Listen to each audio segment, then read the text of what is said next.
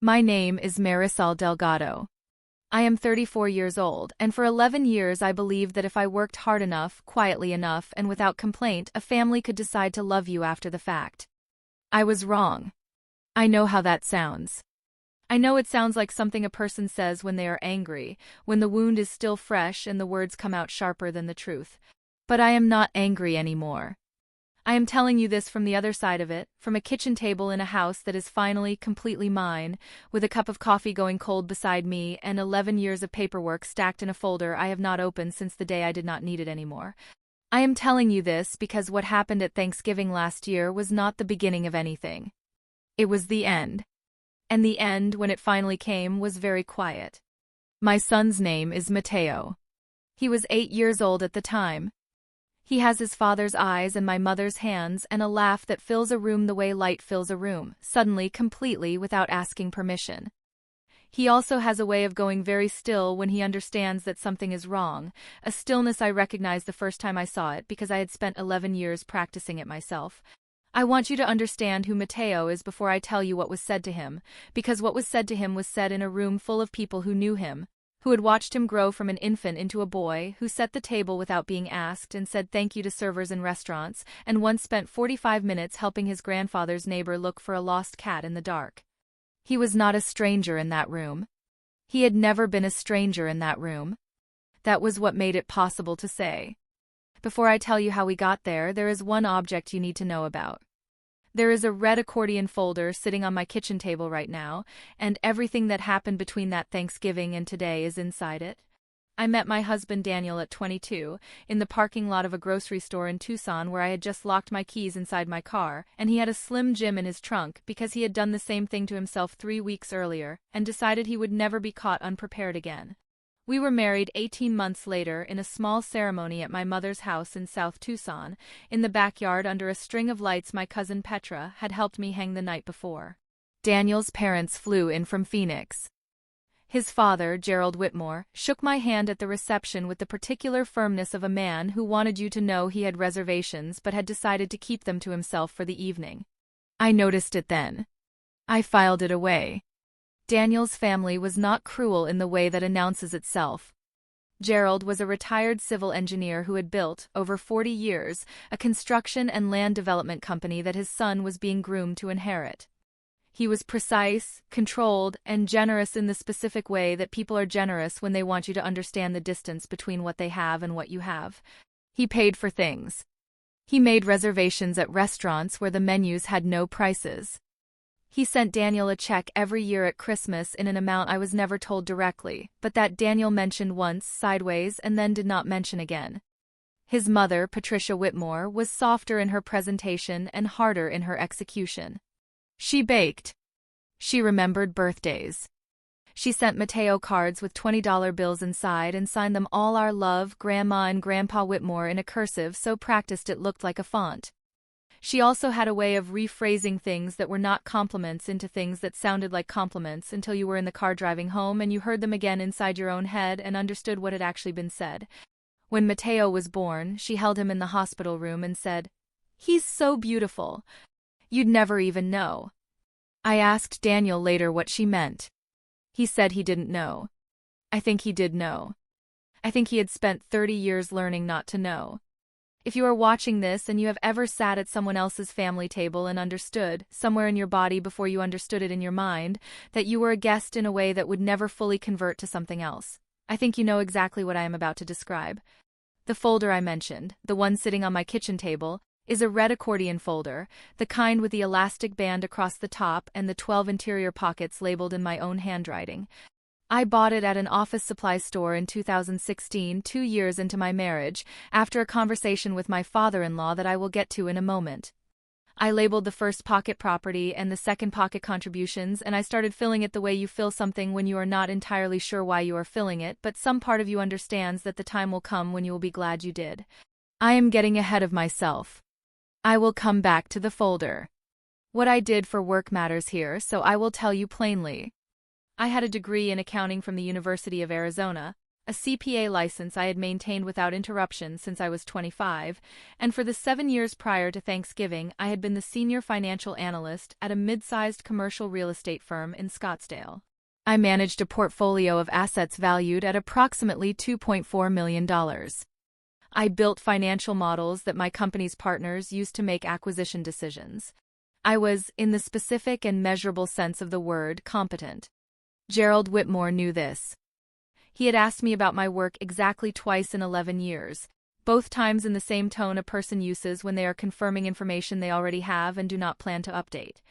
I am telling you this not because I need you to know I was impressive. I am telling you this because the dismissal, when it came, did not come from ignorance. It came from somewhere else entirely. The first time Gerald said something I could not file away, Mateo was 18 months old. We were at the Whitmore house in Phoenix for Christmas, a house Gerald had designed himself in 1987, a long, low structure on a half-acre lot with a pool in the back and a study off the main hallway where he kept his awards and his drafting table and a framed photograph of the first building he had ever put his name on. I had been in that study twice. Both times I had the feeling of being in a room where I had not been invited even though the door was open. Daniel's sister, Renee, was there with her husband Clark and their 2 children, a boy named Tucker who was 4 and a girl named Avery who was 6. Tucker and Avery had matching pajamas on Christmas morning. Their grandmother had ordered them in November. She had ordered a set for Mateo as well, which I want to be fair about because she had. Mateo, at 18 months, was at the stage where he moved like something unstable but very determined. Pitched forward at the waist, arms slightly out, covering ground faster than you expected and then sitting down suddenly in the middle of it. He loved Tucker and Avery with the uncomplicated enthusiasm of a child who did not yet understand family categories. He followed Tucker everywhere. Tucker, to his credit, tolerated this with the patience of a 4-year-old who had decided this smaller creature was acceptable. We were in the living room after dinner, the tree still lit, the adults arranged on couches and chairs in the specific exhaustion of a holiday that had gone smoothly so far. Gerald was in his chair by the window. He had a glass of bourbon. He was watching the children. Mateo had gotten hold of a small wooden puzzle that belonged to the Whitmore toy collection, kept in a basket in the corner for visits, and he was carrying it across the room toward Tucker with the focused intention of sharing it, which was something we had been working on and which I was quietly proud of. He tripped on the edge of the rug. He went down hard on both palms, the puzzle scattering across the hardwood, and for one suspended second the room went quiet. Then Mateo looked up, assessed the situation, and did not cry. He picked himself up, collected 2 of the puzzle pieces, and continued toward Tucker. I felt something loosen in my chest. Gerald watched this, took a sip of his bourbon, and said to Daniel, not to me, "He's a resilient little thing, considering." The room moved on. Patricia said something about dessert. Renee asked Clark if he wanted coffee. Daniel said, "Yeah, he is," in the easy tone of a man who had learned to accept the grammatical structure of his father's praise without examining what was inside it. I smoothed the hem of my sweater and said nothing. I sat with the word considering for the rest of the evening. Considering what? I knew. I knew exactly what. Considering that his mother is not one of us. Considering that he arrived here through channels we did not design. Considering that resilience is a trait we are willing to admire from a distance in children we did not fully choose. I did not say this. I put it in the folder in my head, which at that point did not yet exist in the physical world but was already very organized. The following March, at Mateo's 2nd birthday, a small party at our house in Scottsdale, 8 adults, a grocery store cake, streamers my mother had driven up from Tucson to help hang. Gerald arrived 40 minutes late, handed Daniel an envelope, and left before the cake was cut. The envelope contained a check. The check was made out to Daniel. Not to Mateo. Not to Mateo and Daniel. To Daniel. I did not say anything that day either. But I went to the office supply store the following week and I bought the red accordion folder. The years between Mateo's 2nd birthday and the Thanksgiving I am building toward did not pass quietly. They passed the way that kind of time passes, in accumulated incidents, each one small enough to explain away on its own, large enough to matter in aggregate. I will tell you the ones that matter. In 2016, Daniel came home from a dinner with his father. a dinner I had not been invited to, framed as a business thing in a way that closed the subject, and told me that Gerald wanted to begin transitioning the company. He was 63. The company, Whitmore Development, had been his primary identity for 40 years. The transition he had in mind was simple. Daniel would come on as VP of Operations, spend 3 to 5 years learning the business from the inside, and then assume majority ownership when Gerald was ready to step back. I asked Daniel what that timeline looked like in terms of our finances, our mortgage, our savings, his current salary. Daniel said his father had suggested it might be cleaner if the transition was kept between the principals. I asked him what that meant. He said he thought it meant Gerald preferred to handle the details directly with Daniel, without involving spouses in the financial structure. I sat with that for a moment. Then I said, "I'm a CPA, Daniel." He said he knew that. I said, "I build financial models for a living." He said he knew that too. What he did not say, and what I understood anyway, was that Gerald's preference was not about professional qualifications. It was about the shape of the family as Gerald had decided it existed, a shape in which I was present at the table but not at the table where decisions were made. I was the wife. I was Mateo's mother. I was tolerated at Christmas and invited to dinners where the conversation stayed on the surface and the bourbon was good. I was not a principal. I went to my home office that night and I opened the red accordion folder and I added a pocket. I labeled it business structure and I began keeping notes. What I was actually doing during those years was building a record. I managed our household finances entirely, every mortgage payment, every utility bill, every tax filing from 2013 forward.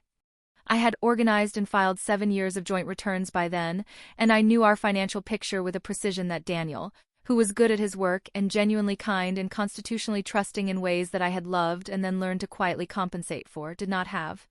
I contributed $412,000 to our household income across those 7 years, documented to the penny. I maintained our health insurance through my employer for the entirety of our marriage, covering Daniel and Mateo both. I handled every financial interaction with our mortgage servicer, our accountant, our insurance broker, and the estate attorney we had used when we updated our wills after Mateo was born. I also, beginning in 2017, started attending a series of continuing education seminars on business valuation and entity structure, not because I was planning anything, or at least not consciously, but because I had decided that if I was going to be excluded from a table, I was going to understand exactly what was on it. The second incident I want to tell you about happened in the spring of 2019. Daniel's cousin Marcus was getting married in Sedona, and the Whitmore family had rented a block of rooms at a resort for the weekend. We drove up on a Friday. Mateo was 5. He had been talking about the trip for 2 weeks. He had looked up Sedona on a tablet and identified 3 things he wanted to see, one of which was a specific rock formation he had named, privately, the Dragon. At dinner the first night, the family was seated at a long table on a restaurant patio.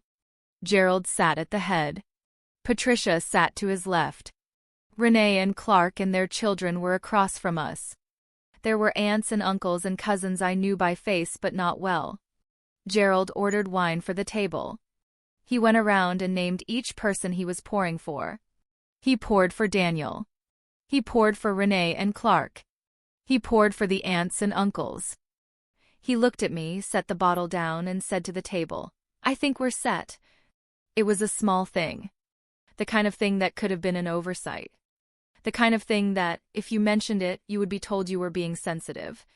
I reached for the water glass in front of me and took a small sip and looked out at the view, which was genuinely beautiful. The red rock in the last of the evening light, the color so specific it looked like something chosen rather than formed. Mateo was beside me, eating bread and watching the dragon in the distance, already somewhere else entirely.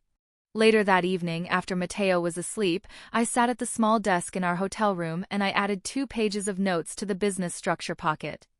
Not because anything business-related had happened. Because I had understood something at that dinner table that I needed to put somewhere outside my own head. The exclusion was not incidental. It was a posture.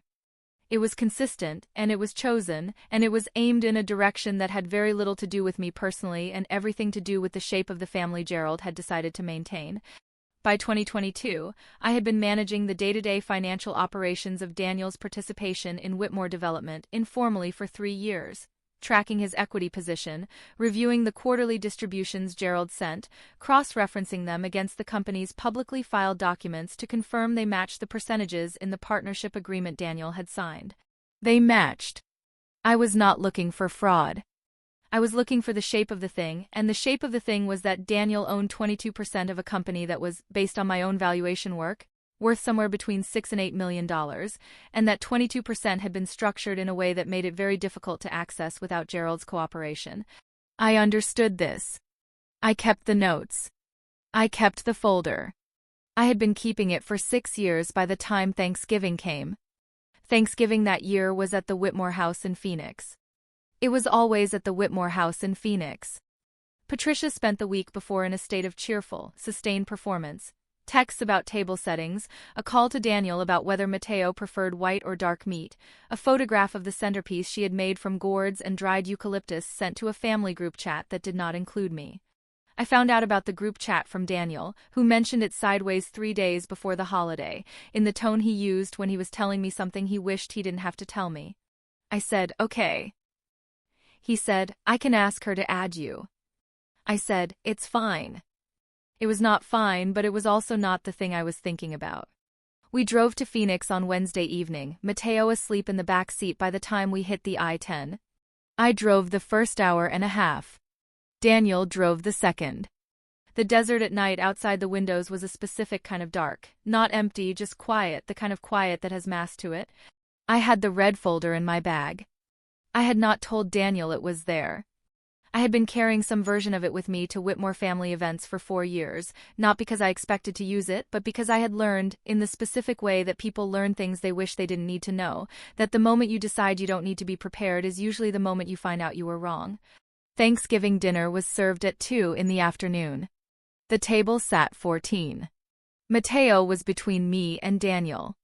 Tucker and Avery were across from him, and for the first hour the 3 of them existed in their own small country of whispered jokes and the careful passing of rolls and a running, silent commentary on the centerpiece that involved Mateo at one point covering his mouth to keep from laughing out loud.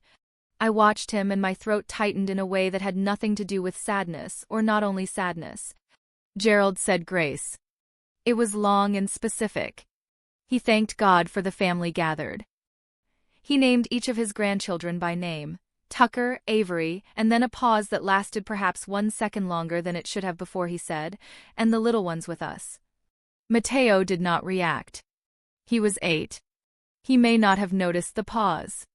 He noticed the pause. The meal went on. Patricia brought dishes from the kitchen. Renee helped. I offered and was told warmly that they had it handled in the way that manages to be both gracious and a closing of a door. The incident happened at the end of the meal, during the moment that should have been the easiest part of the day. Patricia had made a pie, 2 pies actually, apple and pumpkin, and she had let Tucker and Avery each choose which one they wanted a slice of, a small ceremony that I had seen before. She went around the table. She served Daniel. She served Clark. She asked the aunts and uncles. She set a slice of pumpkin pie in front of Tucker and a slice of apple in front of Avery. She looked at Mateo. She moved past him.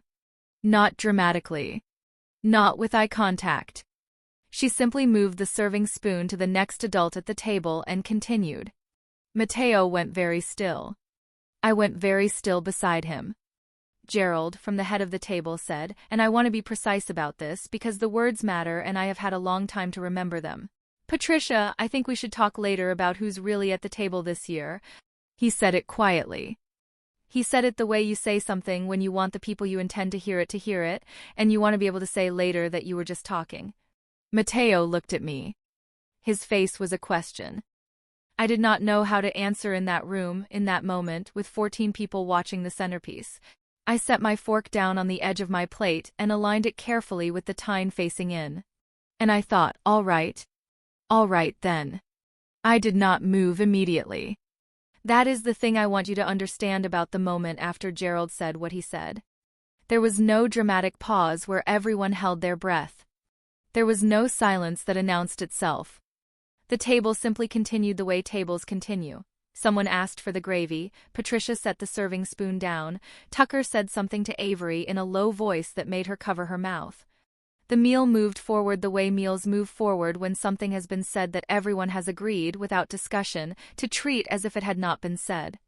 Mateo ate his dinner. He did not ask for pie. I watched him not ask for pie, and I understood that he had already done the calculation that children do when they are 8 years old and perceptive, and have learned that some rooms require you to make yourself smaller than you are. He had done it quietly. He had done it without complaint. He had done it in a way that made my chest feel like something had been placed on it and left there. After the meal, the adults moved to the living room. Mateo went with Tucker and Avery to the back room where the television was. I helped clear plates because I always helped clear plates, and then I went to the guest room where our bags were, and I sat on the edge of the bed, and I took the red accordion folder out of my bag and I set it on the bedspread beside me, and I looked at it for a moment. Then I picked it up and walked back to the living room. Gerald was in his chair. Patricia was on the sofa. Daniel was beside her. Renee and Clark had stepped outside. The aunts and uncles had drifted toward the kitchen. The room was as quiet as it was going to get. I sat down in the chair across from Gerald and I set the folder on the coffee table between us. He looked at it. He looked at me. I said, we should talk about who's really at the table. His expression did not change. He was very good at that. The controlled face, the stillness that communicated that whatever you were doing was not quite as significant as you believed it to be. Marisol, he said in the tone he used when he was being patient. This isn't the time. I think it is, I said. Patricia said, maybe we should all just. I have 7 years of joint tax returns, I said. I opened the first pocket of the folder and placed the stack on the coffee table, one document at a time. Filed on time, every year. I prepared them myself. Gerald said nothing. I opened the second pocket. Mortgage payment records. 84 consecutive payments. My income covered 61 of them during the period when Daniel was transitioning into the company, and his distributions hadn't stabilized yet. I set that stack beside the first. Marisol, Daniel said. I'm not finished, I said. I said it the same way I would have said the numbers don't balance in a meeting, flat, factual, without heat. I opened the third pocket. Health insurance. Daniel and Mateo, covered continuously through my employer since 2013. The total premium contribution over that period is documented on the summary sheet on top. Gerald's jaw had tightened. It was the only thing that had moved in his face. And this, I said, opening the fourth pocket and placing the last document on the table, is a valuation summary. Whitmore Development.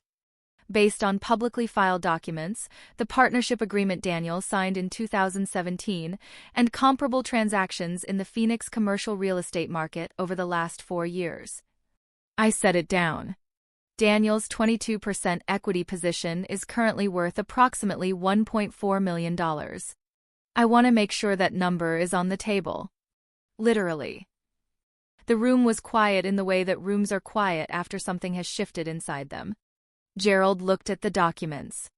He looked at me. The controlled face had not broken, but there was something behind it now that had not been there before. A recalculation happening, visible only because I had spent 11 years learning to read the small adjustments in his expression that other people missed. He said, I don't know what you think this proves. I squared the papers in front of me before I answered. It doesn't prove anything, I said. You already know all of it. That's not what this is. Patricia said softly, Gerald. He looked at her. She was looking at the documents on the table. Something passed between them that I did not fully understand and did not need to. Daniel said, Dad. Gerald said, Daniel, this is between. No, Daniel said. He said it quietly and without particular drama, the way a person says something they have been working up to for a long time and has finally decided to stop working up to. It's not. Gerald looked at his son. He looked at the table. He looked at me. I looked back at him and I said in the same voice I had used for everything else, Mateo is at this table. He has always been at this table. I'd like that to be the last time anyone in this room suggests otherwise. Gerald did not respond. He picked up his glass and looked at it and set it back down. That was all. I did not leave immediately after that. I want to be clear about that because I think there is a version of this story where the protagonist stands up and walks out and the music swells. That is not what happened. What happened is that we stayed through the evening because Mateo was happy in the back room with Tucker and Avery, and because I had said what I came to say, and because leaving dramatically would have made it about me when it was about him. We left the following morning after breakfast. Gerald did not come to breakfast. Patricia made eggs and did not mention the night before and gave Mateo a long hug at the door and told him she would see him at Christmas. On the drive home, when Mateo was asleep in the back seat again, Daniel said, "I didn't know you had all of that." I said, "I know." He said, "How long?" I said, 6 years. He was quiet for a while. Then he said, "I should have said something. A long time ago." I said, "Yes." He said, "I'm sorry." I believed him. That is a different story, and it is one that belongs to the two of us and not to anyone else, but I believed him. 2 weeks after Thanksgiving, I sat across from Gerald in the conference room of the family attorney's office in Phoenix, a meeting Daniel had requested and that Gerald had agreed to, in the stiff and specific way that Gerald agreed to things he had decided to accept without accepting. The attorney's name was Margaret Solano. She had handled Whitmore family legal matters for 19 years. Gerald sat across the table from me. This time there was no bourbon, no holiday table, no performance of warmth. There was a conference table and a legal pad and a woman who had reviewed the valuation summary I had prepared and had confirmed its methodology was sound. Gerald said, "I want it noted that I never intended." "Gerald," Margaret said in a tone that suggested she had heard that sentence many times and had stopped finding it useful. "Let's talk about what we're going to do." What we were going to do was restructure Daniel's equity position in a way that gave him meaningful access to his stake without requiring Gerald's cooperation at every turn. It was not a dramatic document. It was not a windfall. It was, in the specific and measurable language of a partnership agreement amendment, a correction. Before we signed, I looked at Gerald across the table and I said what I had been carrying for 6 years, quietly, without raising my voice. "You told Daniel in 2016 that it would be cleaner to keep the transition between the principals," I said. "I am a principal. I have been a principal since 2013. While you were deciding I wasn't, I was filing the tax returns that documented this family's financial history. I was maintaining the insurance that kept your son and your grandson covered. I was tracking the equity position in this company with more precision than anyone in this room except Margaret, and I was doing it without being asked, without being acknowledged, and without making it a problem until it became one." Gerald looked at the table. "You told Mateo with a pause," I said. "A pause at grace. You told him with a serving spoon that moved past him. You told him with the words who's really at the table. He is 8 years old and he understood every one of those things, and I need you to understand that I understood them too, and that I have been understanding them since Christmas 2013 when you looked at that baby and said you'd never even know." I set my pen down on the table. "I know," I said. "I have always known. And I have spent 6 years making sure that when the moment came, I would be the most prepared person in whatever room we were in." Gerald did not respond. We signed the amendment. Renee called Daniel 3 days later. She said she thought what happened at Thanksgiving was complicated and that she hoped everyone could move forward. Daniel thanked her and did not say much else. Patricia sent Mateo a Christmas card in December, signed in her practiced cursive, with a $20 bill inside. She signed it "All Our Love." I put it on the refrigerator. Mateo had earned it. I have thought a lot, in the months since then, about what I would tell someone who was sitting where I was sitting. Not at that Thanksgiving table specifically, but in that particular kind of quiet, the kind where you understand that the room has decided something about you and has decided it without your input and intends to maintain that decision indefinitely. What I would tell them is this: the folder matters more than the confrontation. Not because documents are more powerful than words, though sometimes they are, but because the act of keeping the folder, of writing things down, of dating them, of putting them in labeled pockets and carrying them with you to the places where you are most likely to need them, is the act of taking yourself seriously in a room that has decided not to. Every time I added a page to that folder, I was making a record that said, "This happened, it mattered, and I was here for it." That is not a small thing. It is actually the whole thing. Mateo does not know the details of what happened in that conference room. He knows that his father and I had a meeting with some lawyers, and that afterward his grandfather called him on his birthday for the first time without being reminded. He knows that Christmas that year was different in a way he could feel but not name. He knows, I think, in the way that children know things they have not been told directly, that something shifted. Some things do not announce their own importance at the time. They announce it later, from a kitchen table, with a folder you no longer need to carry anywhere. I am not going to tell you that Gerald became someone different. He did not. He is precise and controlled and generous in the way that he has always been generous, and he will probably go to his grave believing that what he built is more important than what he excluded. People do not usually change the architecture of who they are. What changes is who gets to be in the room when the decisions are made and how prepared they are when they get there. If any part of this story stayed with you, the folder, the pause at grace, the serving spoon, the 6 words, share it with someone who might need to hear it.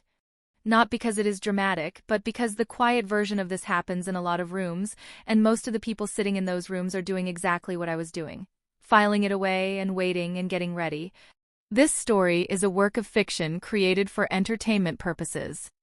Names, characters, and events are entirely fictional, and any resemblance to real persons or situations is coincidental.